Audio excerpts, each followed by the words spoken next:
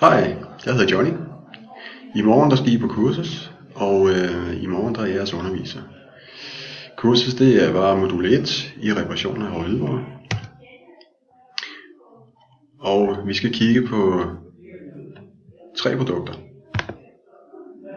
Produkterne, der drejer sig om i morgen, det er en vaskemaskine, det er en opvaskemaskine, og det er et komfur.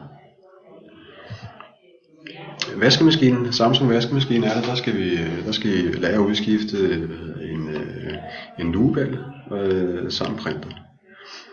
Det kommer vi til at gennemgå. Først så kommer jeg til at vise det for jer, og bagefter kommer I selv til at løse opgaven i grupper.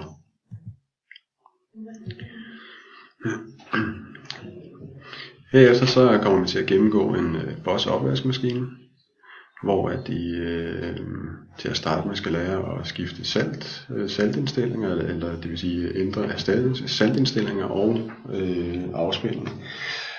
Og det er vigtigt, fordi at det har noget at gøre med opvaskemaskinens vaskeresultat. Saltet det er vigtigt i forhold til, at hvis ikke der er salt, så vil der komme til at være en belægning på servicen.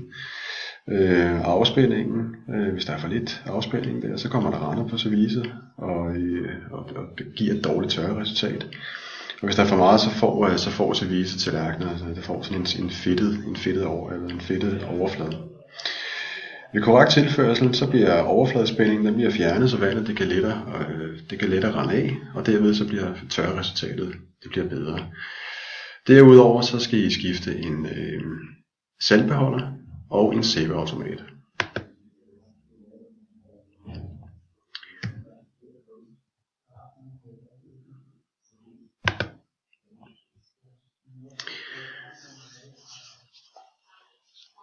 Udover det så skal vi også, det sidste produkt, det er et frostkomfur, hvor at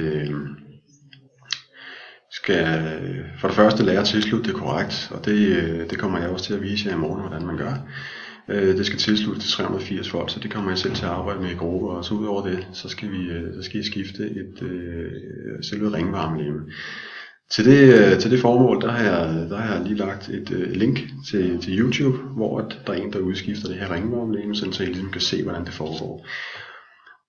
Men gennemgående for alle 3 ting for alle 3 produkter, der skal gennemgås i morgen, det er, at jeg viser det først og illustrerer det, og så kommer I til selv at skulle prøve at gøre det bagefter.